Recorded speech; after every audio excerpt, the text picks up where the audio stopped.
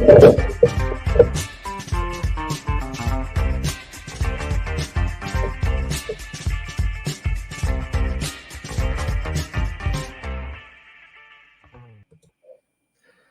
away we go. So, good morning, good afternoon, good evening, everyone, wherever you happen to be in the world today. This is Coffee Talk and Coffee Talk Live, podcasting out of middle of nowhere, Georgia.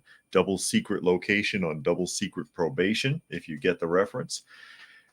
Coffee Talk or at Coffee Talk Live on YouTube or Prepper University on YouTube, as well as at Coffee Talk Chat on Twitter. Or Fistful of Radio, and there it is, fistfulofradio.com, podcasting out of Atlanta as we get ready to discuss what's going on in the world today. And of course, for those of you who are listening and not able to see, I will read as many of the comments as I can from the live portion as is reasonable, as people chime in the live portion, which takes place at 2 p.m. Eastern Standard Time on YouTube. And then, of course, you can catch it again on Fistful of Radio at 4 p.m. Eastern Standard Time, Monday through Thursday, and noon on Friday, as I'll go ahead and acknowledge some of the people that are chiming in thus far. If it'll hold still long enough. There we go. I see D-Lo is here, Helter, Keisha, Dragon, Fluke Man, Michael Adams, Deanna Martin, Bulldozer, Monkey, Urban Angst. Bulldozer says, any thoughts on the asteroids coming that might hit the Earth? Yeah, not much. Not much. It's not like in the movies, asteroids headed towards the Earth. If there's a big asteroid, it really doesn't take much to set off a detonation in space to deflect it. You don't hit the asteroid like they always do in the films. You explode a large enough bomb near the asteroid that the shockwave pushes it off course. So I'm not worried about that. They want you to be worried about it. But yeah, it's not that big of a deal. Booger says, good afternoon, everyone. Now, if we didn't have like missiles capable of leaving the Earth's atmosphere, like say 50 years ago, then you would be really nervous. And then Doug is here. He says, good afternoon from Maxville, Ontario, Canada. Glad you could join us here today. Miss Kitty's down here. I know you don't get to see her that often. There's Miss Kitty. There's Daniel hiding in the corner. And Granny Smith was in here, but she left. She left because Miss Kitty came in. That's how it works. Urban says, asteroids, I thought it was just the garbage truck mothership at 7:30 this morning. Yeah, that's what it is. As we get ready, anyways, again, to dive into what's going on in the world today. It's just another scare. It's another scare. Aliens didn't work. Now it's asteroids. They were trying to convince everybody that aliens were going to land on the planet. Now it's asteroids. A heartbeat ago, it was the C virus. It's one, if it's not one thing, it's another, and it's kind of ridiculous. But I'll tell you what is also very ridiculous, and this is something that bothers me because it has to do with the FDA, and I don't trust them. And this comes from the Associated Press. Nearly 1 million chickens will be killed on a Minnesota farm because of bird flu. Here we go again. Here we go again. We're going to start culling chickens. And of course, that means that prices will go up on the chicken, on the eggs, just like last time, as they continue to cull herds or flocks of birds, chickens and turkeys, and not just in the United States. They do this all the time. Oh, there's a bird flu. Let's kill them all, instead of letting them build up a tolerance, which would be the natural thing to do. But they don't want you to build up a tolerance either. That's why they have vaccines for everything that don't freaking work. And last year, I'll remind you that the FDA ordered the culling of, I believe it was around 59 million chickens, which is how come everything got so expensive. How do I know they had bird flu? Because the FDA said so? Yeah. FDA is another three-letter acronym government agency, and there's enough said about that. Getting into the article here, and again, this is the Associated Press. Nearly 1 million chickens on a Minnesota egg farm will be slaughtered to help limit the spread of the highly contagious bird flu after it was confirmed there, officials said Monday. And I will remind you also again, if you ate chicken or eggs that came from a bird that had bird flu, it wouldn't affect you. Just making the point. Expect your egg prices to start going up. 1 million chickens, they're probably all in the same hen house. The U.S. Department of Agriculture announced that the virus was found at a farm in Wright County, Minnesota, as well as in 3 smaller flocks in South Dakota and Iowa. Whenever the highly pathogenic avian influenza virus is detected on a farm, the entire flock is killed as to keep it from spreading to other farms. How does it spread to another farm when they never leave the building? In addition to the Minnesota case, the USDA said some 26,800 turkeys will be killed on a farm in McPherson County in South Dakota, and nearly 17,000 birds will be slaughtered on 2 farms in Iowa's Clay County.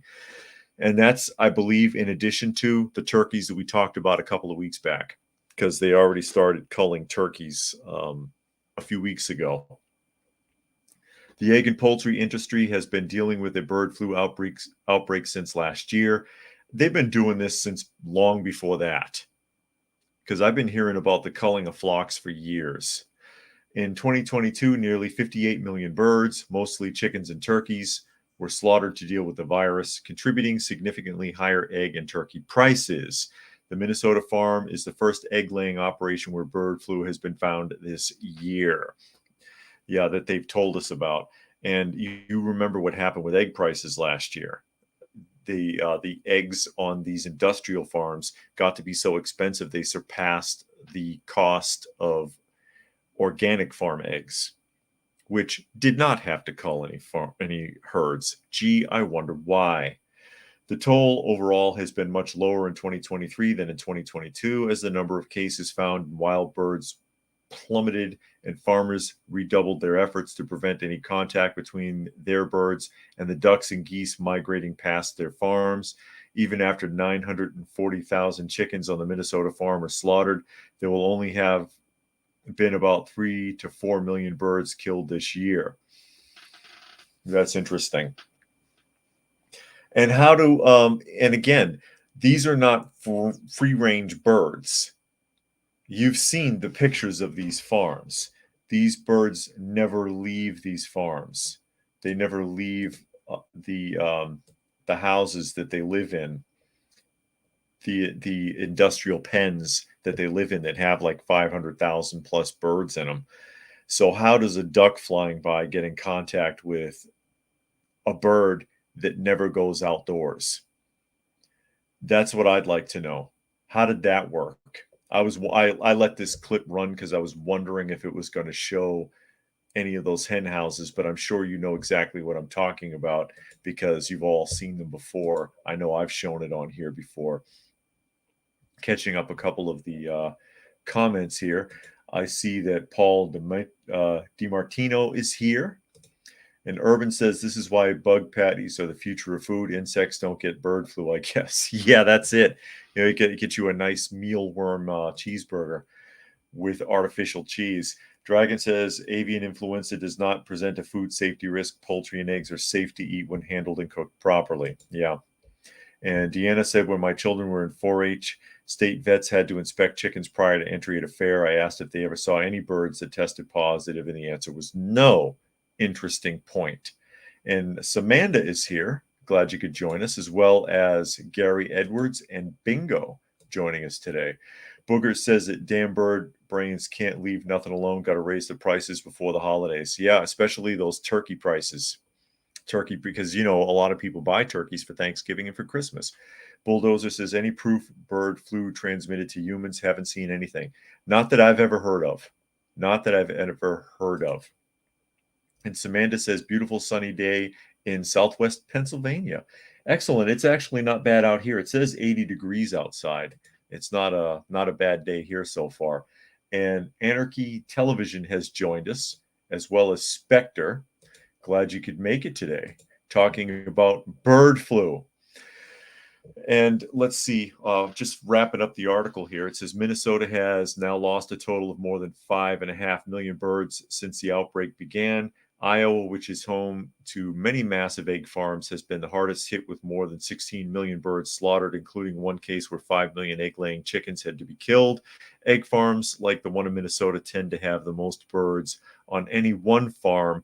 Turkey and chicken operations usually involve fewer birds. What do you consider to be fewer birds when you think about how many birds are stuffed into those industrial pens that look like they're a quarter mile long? And you wonder, how come they get sick? This is why they get sick. It's because their living conditions are atrocious.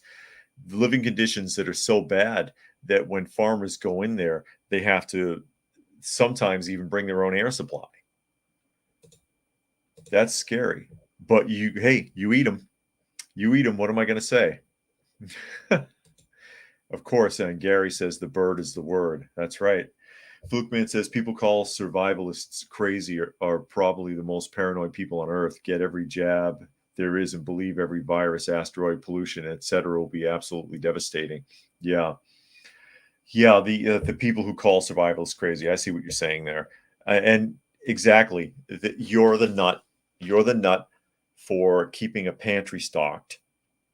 You're the nut for having alternative heat sources in your home or being prepared for a flood.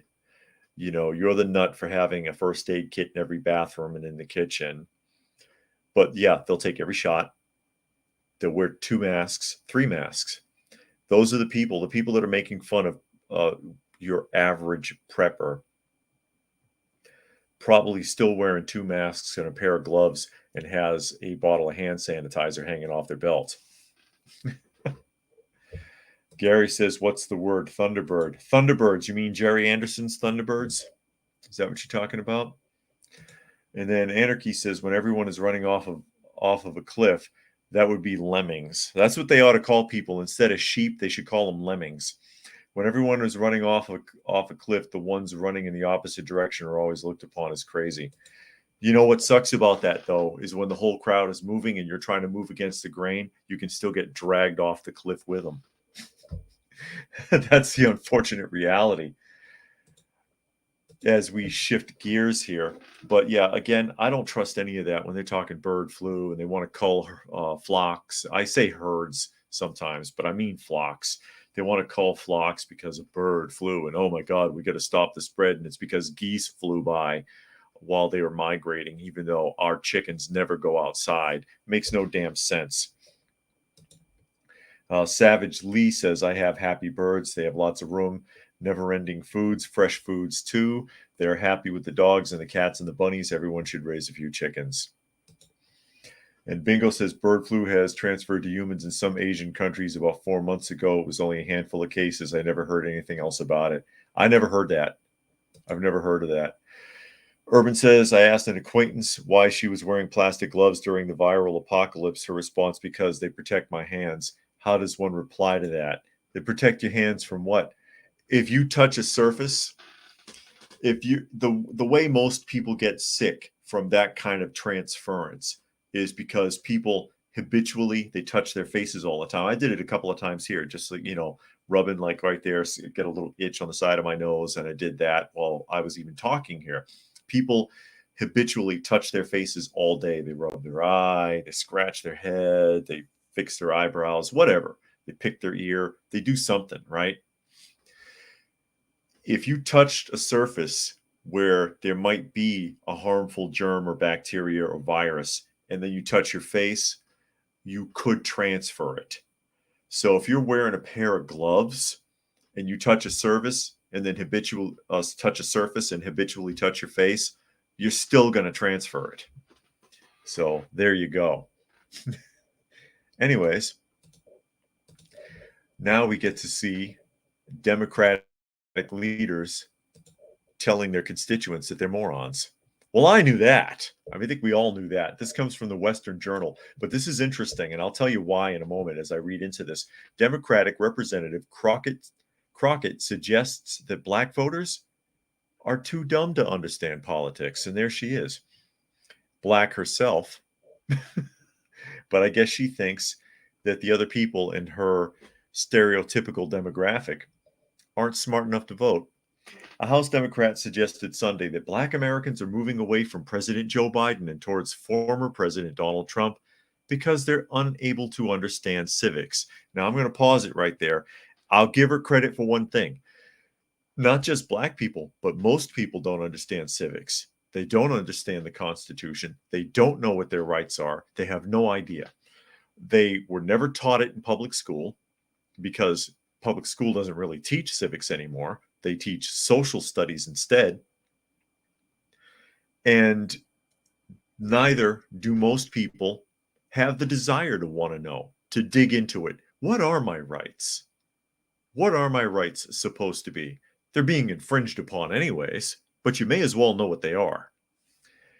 Continuing here, Representative Jasmine Crockett, no relation to Davy Crockett, of Texas, appeared on CNN's State of the Union, where she spoke about the new polling from the New York Times that showed Biden is in big trouble in head-to-head matchups in a series of crucial swing states.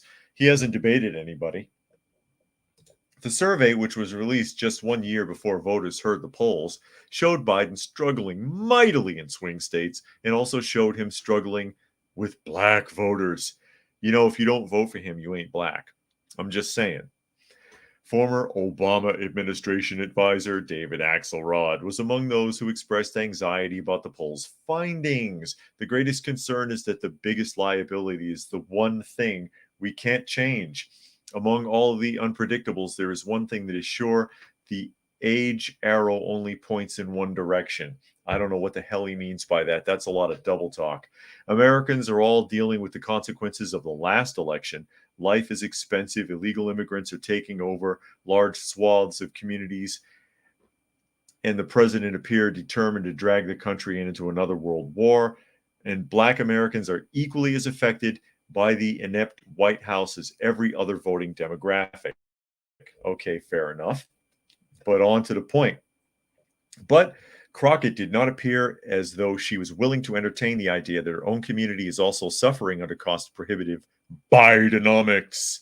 She instead strongly implied that more, it says back Americans. That's a typo. I imagine it's supposed to say black Americans. Notice it doesn't say African Americans. I haven't seen African American in a lot of these articles for a while. They're moving away from that now that Jesse Jackson's retired. Is that the idea? She instead, strongly implied that more black Americans are ready to walk away from Democrats and their dangerous spending habits because they're not intelligent enough to see what is best for them. No, you're black and dumb. You can't make decisions for yourself. You need us black lawmakers who have always failed you under the leadership of a political dinosaur who has accomplished zero in his 5 decades in politics to tell you what to do. That's what you need. Quote, here's the deal. Perception is reality, she said. And so when you look at the data that was provided in this poll, it talks about how people feel. And when people decide whether they're going to the poll or whether they're not going to the poll, it's all about how you feel in that moment. Perception is not always reality, honey. I'm just saying. On the opinions of black Americans, she added, while the facts may not align with their feelings are dictating their reality. Their reality is that they said they feel better or that they felt better when Trump was in office. And but we've got to try to push back. We've got some very popular African Americans. Oh, there it is. She said it. Some very popular African American artists that are out here saying things like, oh, I got checks when Trump was in office. I want those checks again, not understanding that they really came from Congress. Crockett continued. So we got a couple of things, the perception issue, and we also have an issue as it relates to civics in this country and people not understanding exactly how all of this works. Yeah. Well, granted, again, they don't really understand how it all works. They don't. Perception is not necessarily reality. Ask any transmogrified person. What are you going to do? But I think it's kind of funny how black lawmakers, how often they insult their demographic constituents and get away with it. They don't get called on it. I mean, this article's talking about it, but who cares? What's it going to change? The same people that voted for her will vote for her again because of what color she is, and that's the wrong reason. Urban says, I asked an acquaintance why she was. Oh, I read that. Let me catch up here. Bingo says, I share headlines on a few apps. I'll try to go back and find it this evening and share it with you tomorrow. Okay. Gary says, viruses, bisexual reproduction shuffles the genetic deck in order to defeat most viruses. Keisha says, I'm 55 and we had a required civics class in middle school. Yeah, not anymore. Fluke Man says, everyone's a hypocrite. It's frustrating when people don't look at their own faults. Some even lie just to get what they want and don't care about the problems they cause. They blame the problems on others. I can agree with that. Urban says, don't forget about the great voting ID meltdown when leftist activists implied that black people didn't know how to obtain government ID cards required for voting. Yeah, and Stacey Abrams is at the forefront of that. And she had courts in Georgia tied up in lawsuits for like 2 years with that bullshit, and every one of them was thrown out. She was not able to produce a single witness. And that was the challenge. The judge told her, bring me one person that says they can't vote because they don't have ID. She couldn't do it. She couldn't do it. You can't, you know what else you can't do if you don't have ID? You can't get a job. You can't get a bank account. You can't get a car, can't get a driver's license. You can't get welfare. You can't get food stamps. If you're an American citizen anyway, if you're an immigrant, that's something else. But there's a lot you can't do. There's a lot you can't do. It's insane. Helter says Democrats have been lying to the black community for decades. They promised the world and delivered nothing. The fact that they're seeing it now and acting accordingly is the first sign of progress. Could be. Monkey says, back Americans. Where are the front Americans at? I don't know. That's a good question. Bulldozer says his grandmother puts all of us and his siblings in the same bed so we all get whatever, chickenpox, etc. So once and done, God forbid that would happen now with bathing and hand sanitizers. Yeah, I remember when people used to do that. They used to have those like smallpox and chickenpox parties and stuff like that. Just let them catch it and get it over with, mumps. Dragon says she's blaming black people for dictating reality with emotions and claims that's why they stopped supporting Biden. The Democrats told black America to vote with their emotions and do everything else with their emotions as well, quite frankly, and everything else with their emotions to operate completely emotionally. The whole reparations thing is freight trained by that entire concept. Gary says transmogrified or Transylvanian. Yeah, transmogrified. Spectre says there is an epidemic of narcissism and mental illness. Yeah, I can agree with that too. It sure as hell looks that way, doesn't it? As we move along here, jumping into Georgia with that whole Cop City nonsense. The whole Cop City nonsense is they try to indict more people. And this comes from the Associated Press. Dozens indicted on Georgia's racketeering charges related to Stop Cop City movement appear in court. I don't know how they can tie racketeering into it. Now, you all, I'm sure some of you know what's going on with this, and the whole Cop City thing doesn't make any damn sense. They're talking about, oh, well, you know, they're destroying a forest and all this other stuff. For the forest is the name. I don't remember the entire name, but the forest, the location is a public park that's owned by the state. Okay. There are already law enforcement facilities on it, including 2 corrections facilities. There's basically 2 jails already there. And they said, well, we already own the land. We need to put up a training facility. We need one for law enforcement officers, and we need one for firemen. So we'll go ahead and we'll put it there because we got cleared space there anyways. No problem. And then they're mired in protests. These protesters are going down there. They're throwing rocks. They're throwing Molotov cocktails. There's shots fired. They've had to exchange gunfire at some of these protests in this reserve area of the park where these law enforcement buildings are supposed to be put up. Millions of dollars worth of construction equipment damaged, some of it beyond repair by protesters. And when they arrest them, they're not even from Georgia. They're from all over the country, everywhere else, and Canada, and France. What the hell are you doing here? What are you doing here? Go someplace else. Protest in your own damn country. But I'll go ahead and read the article. It says, nearly 6 people indicted on racketeering charges related to protests against a planned police and firefighter training facility near Atlanta appeared in court on Monday as their supporters rallied outside the courthouse. Protests against the proposed training center, dubbed Cop City by opponents, has been going on for more than 2 years.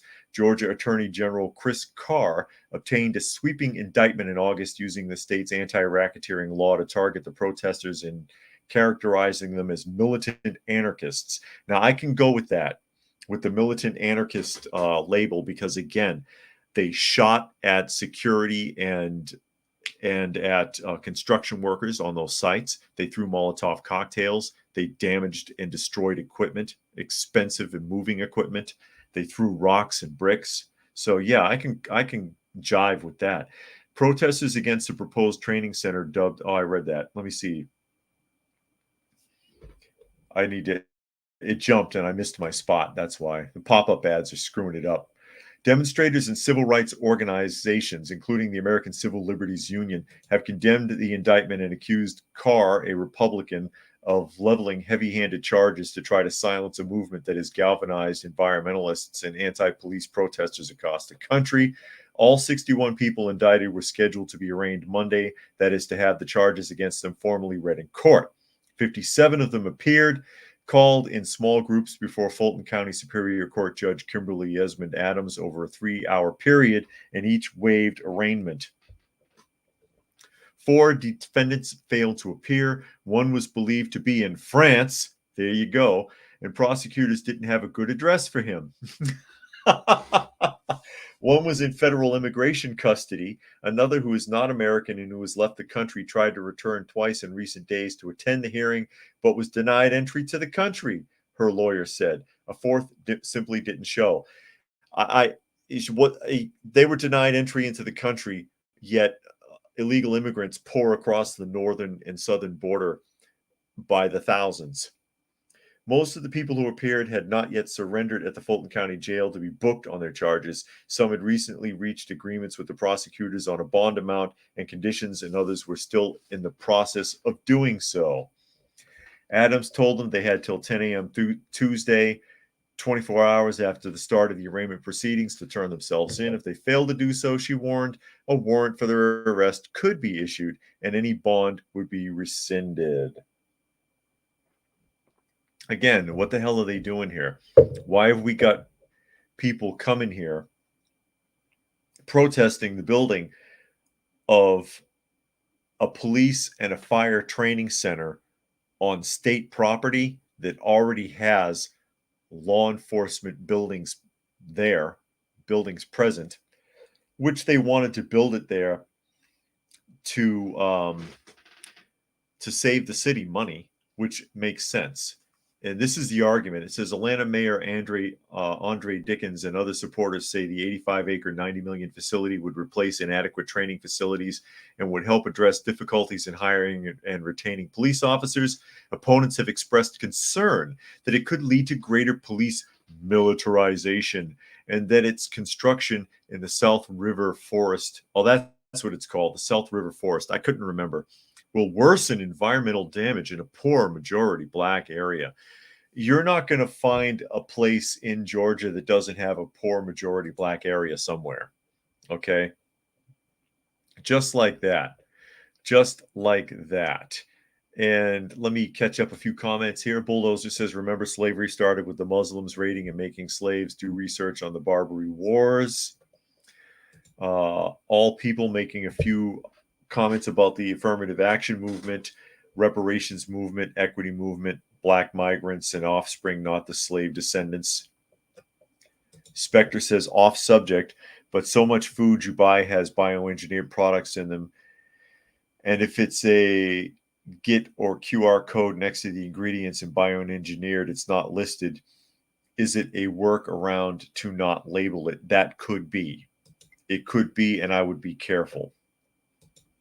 Dragon says Cop City is a political disaster for Carr, and much of the city council and its unpopularity is only increasing. I wonder if the people that live out there, that live near the park, even care. Because again, all the people they're arresting, they're not from Georgia. They're from other states or from other countries altogether. Gary says, not in my backyard. Helta says, this case is a bread and circus freak show meant to distract people from the ongoing Trump trials. And remember, again, there's already law enforcement buildings on that property, including 2 correctional facilities. So they put another building there. Who cares?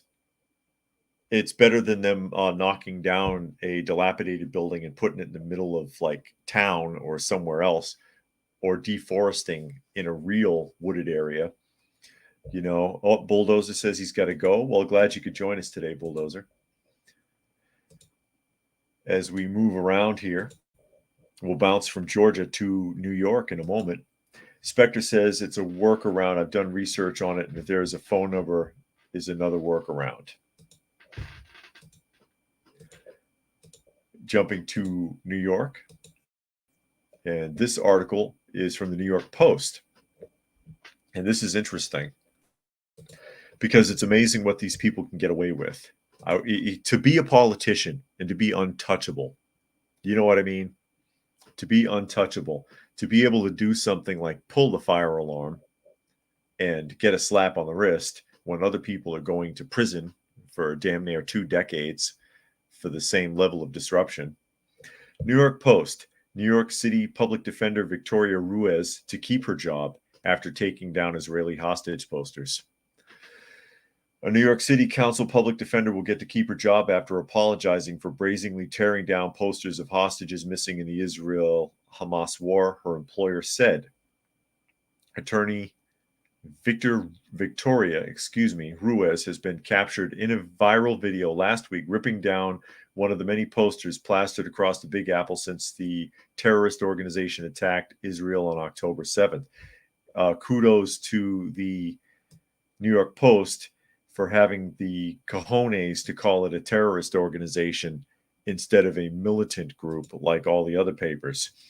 In the clip, Ruiz ignores the person behind the camera who is repeatedly asking, why are you taking down pictures of missing children? Ruiz was identified as the person tearing down the posters in the video by nonprofit watchdog Stop Anti-Semitism. When contacted by the Post, the New York City County Defender Services condemned Ruiz's actions as highly insensitive. It has come to our attention that one of our attorneys, Victoria Ruiz, recently attended a public vigil solely in her capacity as a private citizen. Lupe Todd Medina, spokesperson for New York County Defender Services, said in a statement to the Post. New York County Public Defender Victoria Ruiz caught removing posters of Israeli children kidnapped by Hamas terrorists. It's absolutely unacceptable for someone with such bias and hate to serve in your office. But following an internal investigation into the incident, New York City accepted Ruiz's apology and her promise to do better. Ms. Ruiz has apologized to those who were hurt or confused by her actions after an internal review, and a pledge by all involved to do better was accepted. We accepted this apology and now refocus on the vigorous pursuit of our mission, achieving justice and dignity for every individual we represent, Todd Medina said. Todd Medina, not Funky Cold Medina. And there she is. That's Victoria Ruiz. She's got a lot of oil in her hair. Oh, the octagonal glasses are an odd touch. Anybody know that? Notice that? I don't think I've seen too many people with octagonally shaped glasses. It doesn't give her visage a very flattering reflection. You know what I mean? Despite repeatedly asking questions, Ruiz ignores the person behind the camera. Okay, they're just repeating themselves at this point down here. But again, here we have another politician because, if you work in the district attorney's office, you're into politics. Slap on the wrist. Oh, yeah, I'm sorry. I'll do better. My bad. And takes a walk. If I did that, I'd lose my job. Zane is here. He says he lost the ability to chat. Interesting. Octagon. Yeah, Zane, octagon, octagonally shaped glasses. It's weird. And there you go, Gary. Funky Cold Modena. And then Spectre says most ice cream, coffee creamers, spaghetti, Suez bread, and much more has bioengineered products in them. Got to read the labels. This stuff messes with DNA and testosterone. Well, the last thing anybody needs is for their testosterone to be screwed around with. It's already low enough in most men these days. But there she goes, walking around, tearing posters down. Didn't think anybody, she's not wearing octagonal glasses in that picture. Didn't think anybody would notice. Got caught on film, got called out on it. Why are you pulling those down? Office was confronted, and the office made her, I don't know, make a written apology. I don't know if it was a public apology, written apology, or what. And her promise to do better. How? By making sure next time look over your shoulder and make sure somebody's not filming you before you tear down posters. Why are you tearing down posters? Leave it alone. Leave it alone. Mind your business. And Dilo says she looks suspicious. Yeah. Well, this is her. This is the oh shit, I'm being filmed look in this image. That's what that is. See, here we go. This is her going around pulling posters down. And then, oh, wait a minute. I'm being filmed. Damn it. There goes my job, is her first instinct. But then they covered for her anyway. DA's office covered for her. She must have something on somebody. Gary says, rules for thee, but not for me. There you go. That's about how it works in politics, apparently. Zane says he doesn't like having high testosterone. That's unfortunate. And yeah, Spectre says, if it ain't yours, don't touch it. Fair enough. Fair enough. Because, and especially in this climate right now, you can't do anything right. So you may as well just leave it the hell alone. You better know what you're doing if you're going to make a statement like that. But that was just her being sneaky and dirty. She wasn't even trying to make a statement because she didn't even know she was being filmed at the time. She just got caught with her pants down, basically. Got caught with her pants down. And that's how it happens. Now, I mentioned Stacey Abrams a little earlier. Stacey Abrams, the two-time loser in Georgia. She has run for office of governor twice and lost badly twice and denied the election twice. I don't see anybody taking her to court for being an election denier. She'll tell you to your face to this day, she didn't lose the election. Something went wrong. I couldn't have lost. She still denies it, both elections. But she lost twice. Tied up the courts for years with frivolous lawsuits about black people not being able to vote because they don't have ID, which is ridiculous. All her lawsuits have been thrown out. Used campaign funds to pay herself to do those lawsuits and to pay her campaign manager, who is also an attorney. So a little washing of the hands there. And there you go. In the news again, defending Kamala Harris in the most foolish way possible. If you already didn't like Stacey Abrams, here's another reason to dislike her. And this comes from USA Today. Misogyny and racism. Stacey Abrams targets Kamala Harris's critics ahead of 2024. And you can already guess where this is going. Okay?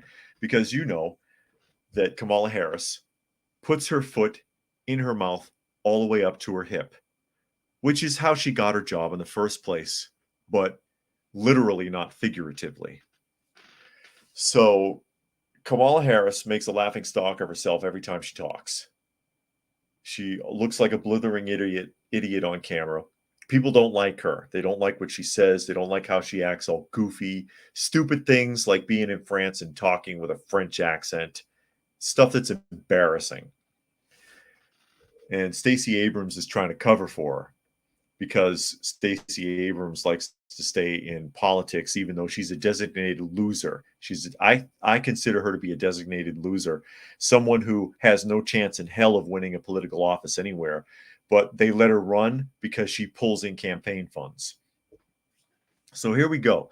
Stacey Abrams, the voting rights activist and two-time Democratic nominee for governor in California, two-time loser, denounced some criticism of Vice President Kamala Harris, saying in an interview on Sunday that although politicians should expect questions, Harris has received a racist and sexist share of the scrutiny.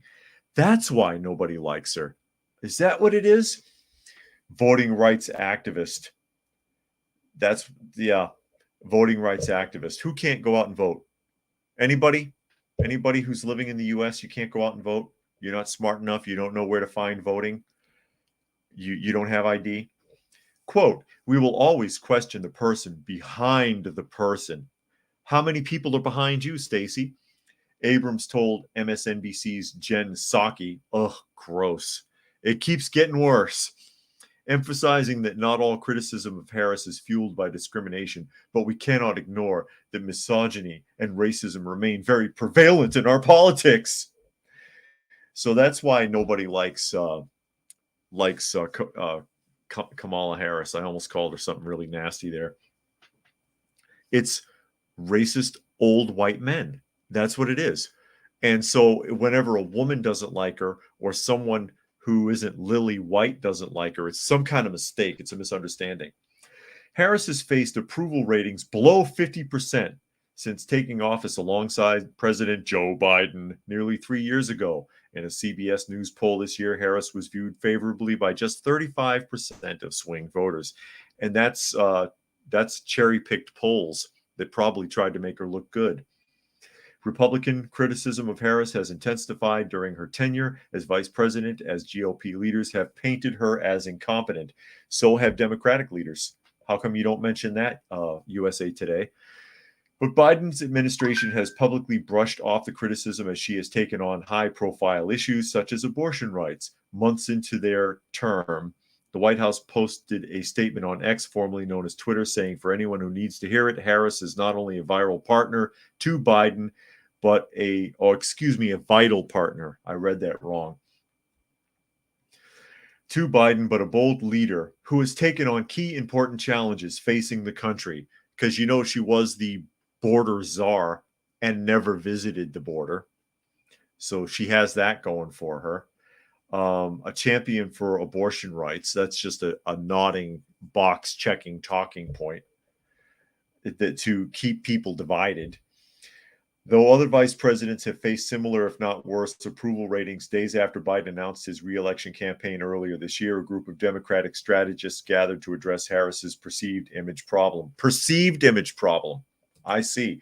But apparently, according to Stacey Abrams, the perceived image is misogyny and racism. Unreal. And here comes Helter. And you are correct. It says she has called everyone that disagrees with her a racist. She can't imagine why she doesn't have more support.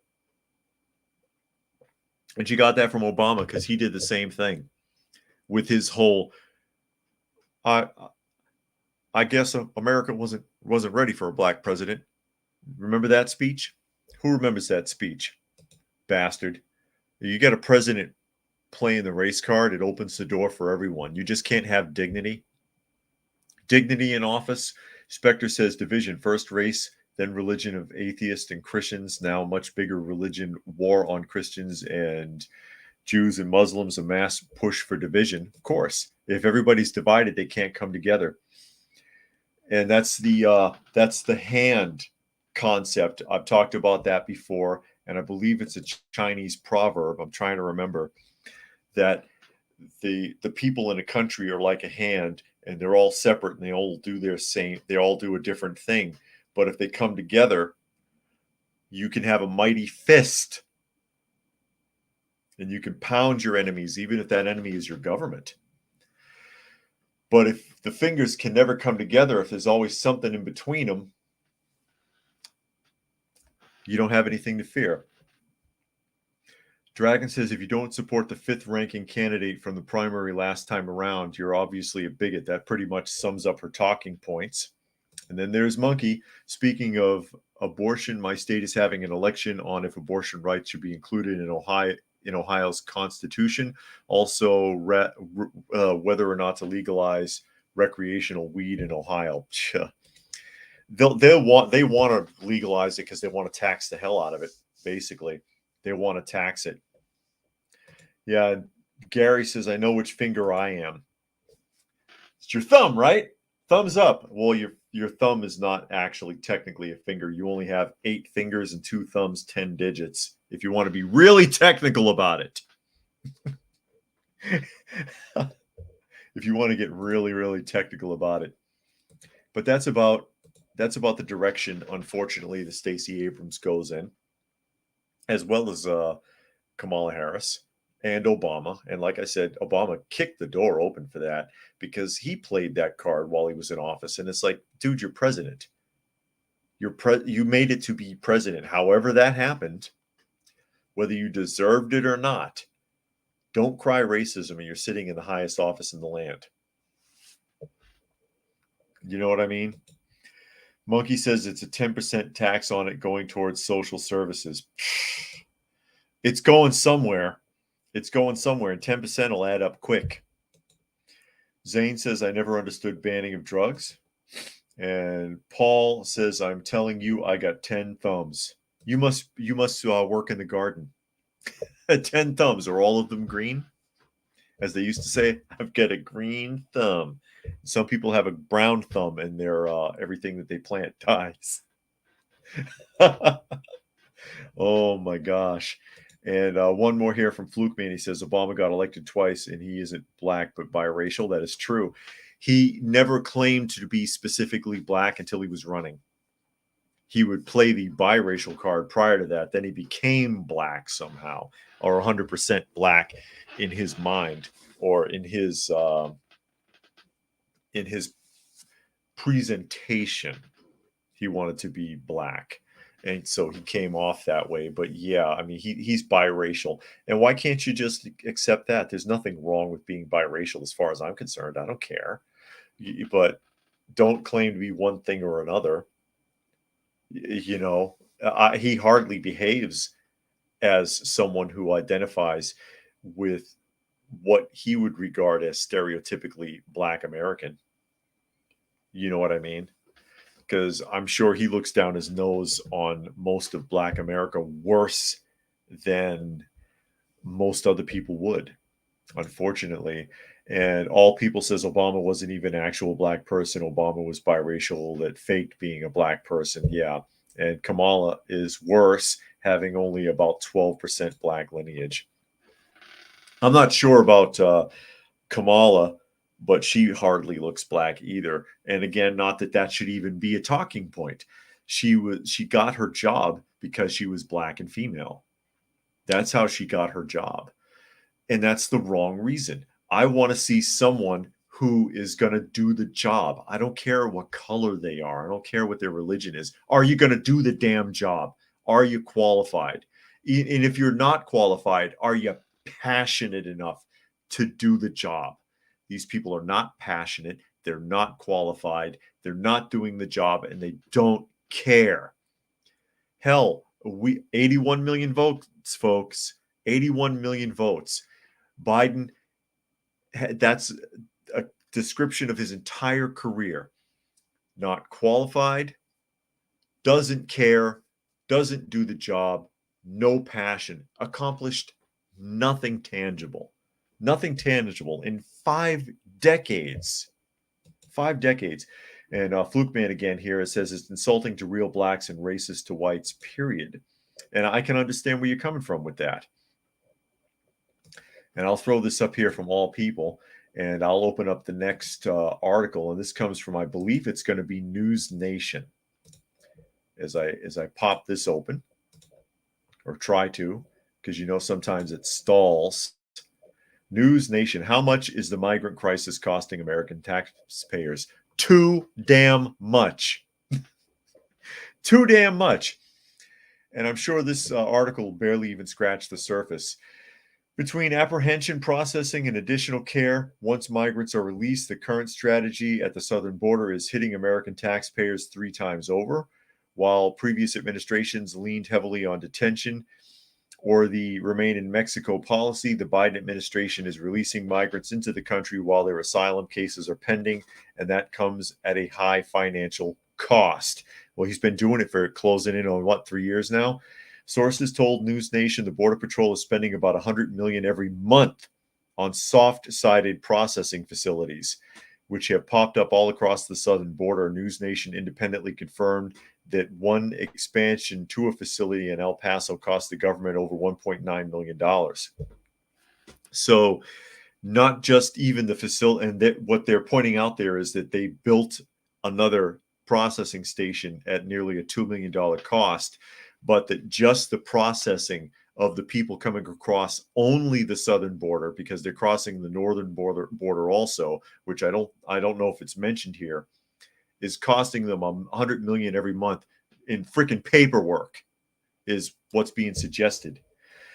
So operational expenses are also high. Sources say in Yuma alone, it costs nearly $500,000 a day to operate their 2 temporary facilities. That's tax money. After they're processed, the majority of migrants go to non-governmental organizations, which are supplemented by FEMA. That support comes from taxpayer dollars. Last fiscal year, the agency made more than $363 million available to respond to the migrant crisis. Of that, over $35 million went to faith-based charities, and $11 million went to Yuma World Hunger Task Force.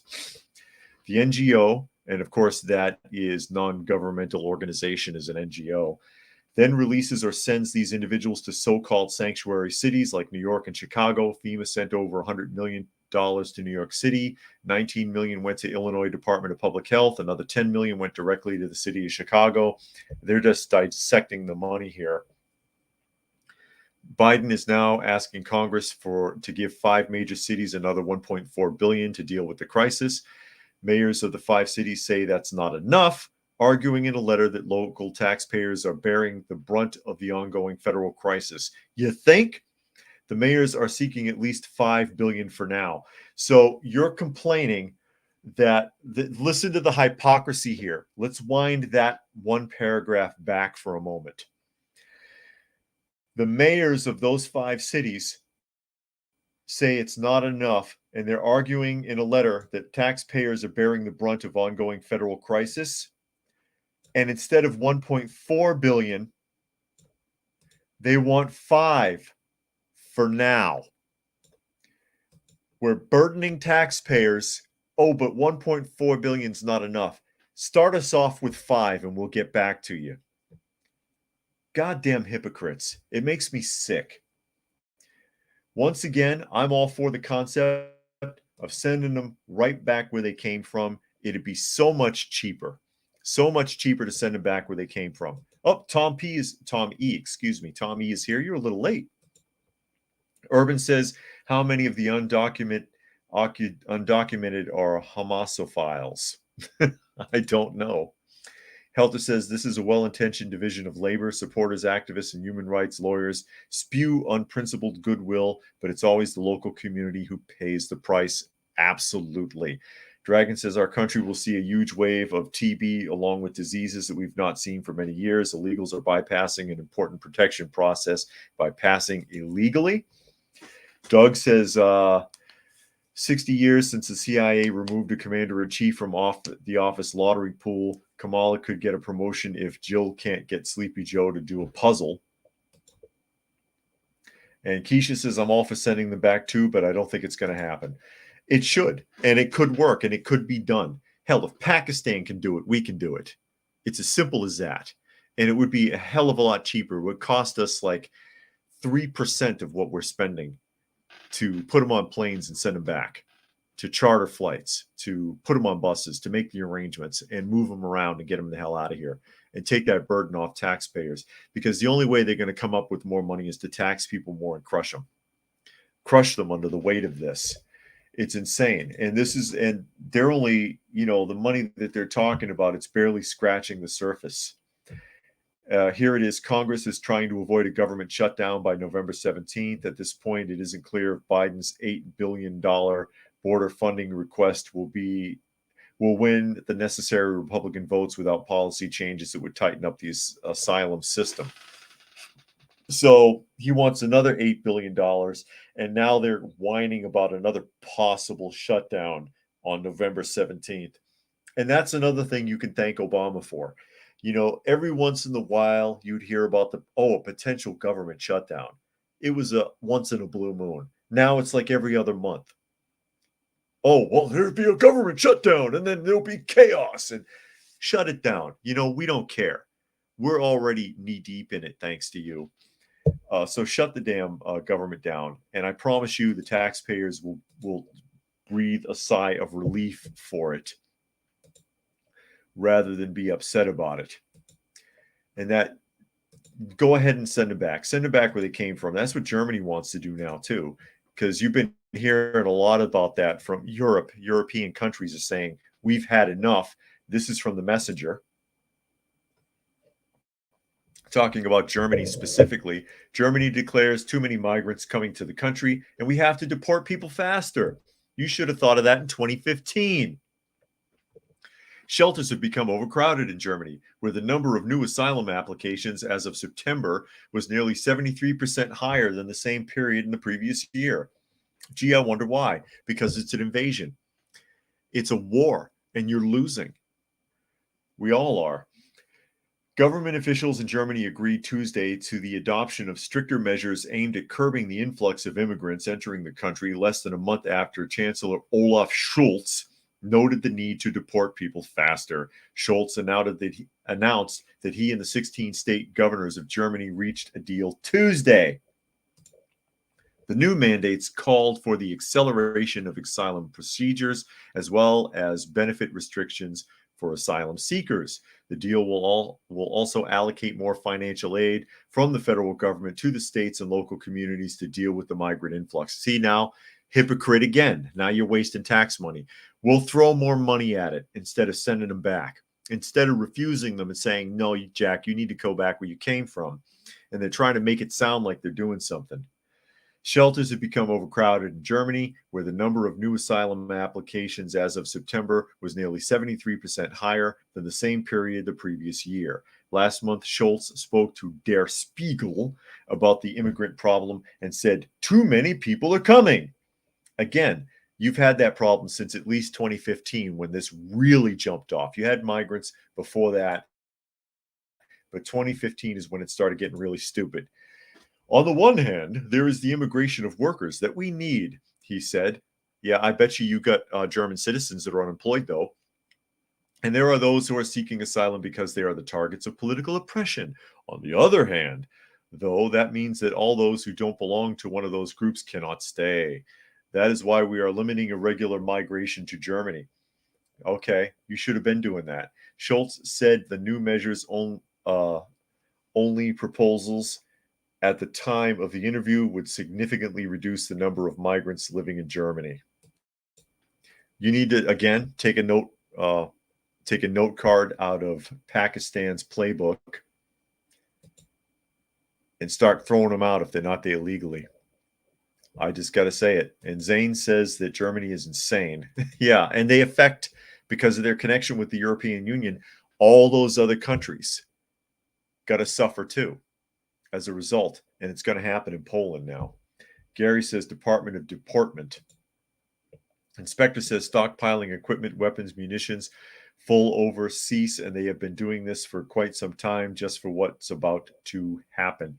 And Lily made a $1 donation to the channel. Thank you, Lily. Very much appreciated. Every little bit helps. And I always appreciate any donation to the channel. Helps a lot with the stray animals that we take care of. And All People says the U.S. has had this migrant problem since 1965. There you go again. And Helter says Germany's become a country of hope for many. It's just another way of saying we're killing our own culture and you can't do anything about it. Yeah, unfortunately, they are destroying their culture. The European landscape back in the days of the jet setters that used to fly around the world or travel across Europe to explore the different cultures, everywhere in Europe looks the same now. It's been destroyed. It's been destroyed. The cultural differences have been destroyed. And with that, I'm going to go ahead and start wrapping things up at the top of the hour here. This is Coffee Talk, of course, and you can find me at Coffee Talk Live on YouTube, as well as Prepper University on YouTube, and at Coffee Talk Chat on Twitter, if you or X, formerly known as Twitter, if you use that service. And never forget Fistful of Radio. That is fistfulofradio.com. Podcasting out of Atlanta Monday through Thursday at 4 p.m. Eastern Standard Time and Friday at noon. And with that, we'll go ahead and wrap up. Hope everybody got something out of the conversation today. Glad you were able to join us. And we will see you again tomorrow.